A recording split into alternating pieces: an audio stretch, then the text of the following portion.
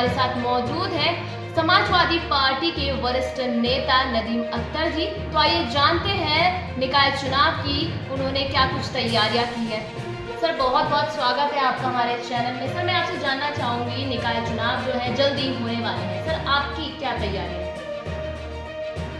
सबसे पहले काशीपुर एक्सप्रेस का धन्यवाद। निकाय चुनाव की उम्मीद है कि जल्द ही होंगे। ऐसे में समाजवादी पार्टी की तरफ से काशीपुर में निकाय चुनाव को लेकर पूरी तैयारी की जा रही है और मजबूती के साथ हम निकाय चुनाव लड़ेंगे। समाजवादी पार्टी प्रदेश में भाजपा और कांग्रेस के अलग एक तीसरा विकल्प बनने के लिए लगातार संघर्ष कर रही है। जनता के मुद्दे हम लगातार उठा रहे हैं और जो काशीपुर की समस्याएं हैं उनसे हम भली भांति वाकिफ हैं और इन समस्याओं को हल करने के लिए जो भी होगा, जो भी संघर्ष करना होगा, उस संघर्ष को हम तैयार हैं। सर आप जैसे कि हर पार्टी के बारे में आलोचनाएं करते हैं, हमने बहुत बार देखा है। सर आप अपनी पार्टी जो समाजवादी पार्टी है उसके लिए क्या कहना चाहेंगे? जैसे कि मैंने पहले कहा, काशीपुर की जो आज दुर्दशा है, जो भी काशीपुर के निवासी हैं वो बहुत अच्छे से जानते हैं कि कदम कदम पर किन समस्याओं को उनको झेलना पड़ रहा है। क्या काशीपुर में समस्याएं कम हैं? क्या जनता के मुद्दे कम हैं? मैं आपसे पूछना चाहता हूं, काशीपुर का फ्लाईओवर कब तक बनकर तैयार होगा? और इसी फ्लाईओवर की क्या लोगों ने मांग की थी? क्या इस फ्लाईओवर से आप खुश हैं? जो सड़कों की दुर्दशा है, जगह जगह गड्ढे हैं, जो गली मोहल्ले हैं, वहां की सड़कों की हालत बदहाल है। लोग देख रहे हैं, समझ रहे हैं। क्या आप काशीपुर की सड़कों से संतुष्ट हैं? क्या आप खुश हैं? आवारा पशु, आवारा कुत्ते लगातार लोगों के लिए जान का जोखिम बने हुए हैं।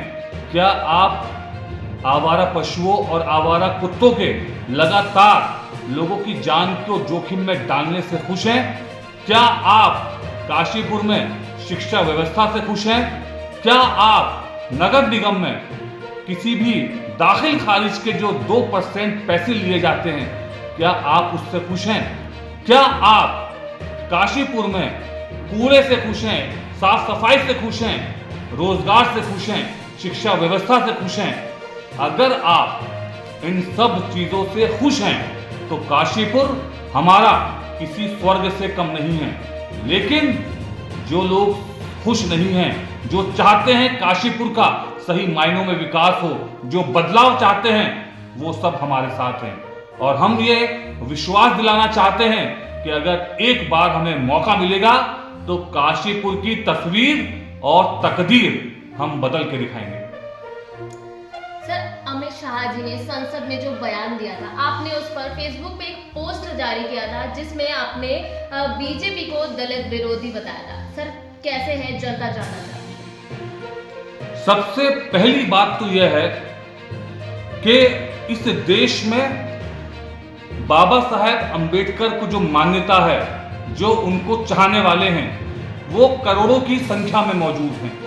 जो वंचित हैं, जो दलित हैं, जो दबे कुचले हैं, जो गरीब हैं, जिनको बाबा साहेब ने संविधान के माध्यम से अधिकार दिलाए, उनको राष्ट्र की मुख्य धारा से जोड़ने के लिए जो प्रयास किए, उन प्रयासों को कमतर करने की गृह मंत्री अमित शाह जी की कोशिश है। और इससे एक बार फिर साबित हुआ कि भाजपा दलित विरोधी है, मुस्लिम विरोधी है, भाईचारे के विरोधी है, सिख विरोधी है, क्रिश्चियन विरोधी है, आदिवासी विरोधी है, इस देश के सामाजिक ताने बाने की विरोधी है। अमित शाह जी को इस बयान के लिए पूरे देश से माफी मांगनी चाहिए और साथ ही अपना इस्तीफा पेश कर देना चाहिए, क्योंकि बाबा साहेब का अपमान हिंदुस्तान कभी भी सहन नहीं करेगा। यहाँ की जनता उनके बयान को कभी सहन नहीं करेगी।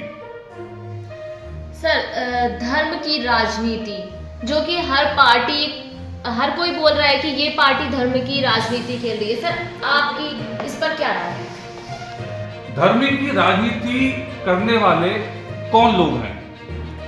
आप खुद जानते हैं, जनता जानती है कि भाजपा केवल धर्म की राजनीति से सत्ता हासिल करने वाली पार्टी है। भाजपा लगातार देश में, प्रदेश में और विशेषकर काशीपुर में सांप्रदायिक विभाजन पैदा करना चाहती है। सांप्रदायिक विभाजन पैदा करके, नफरत फैला के, भाई को भाई से लड़ाकर यहां पर वोटों की खेती करना चाहती है।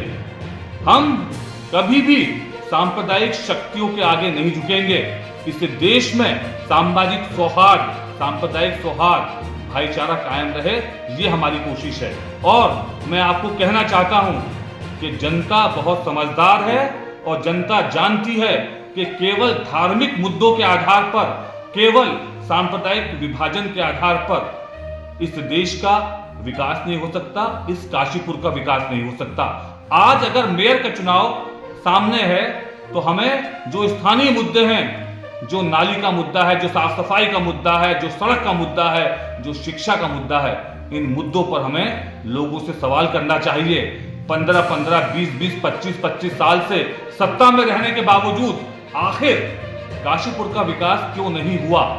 किसकी जवाबदेही है?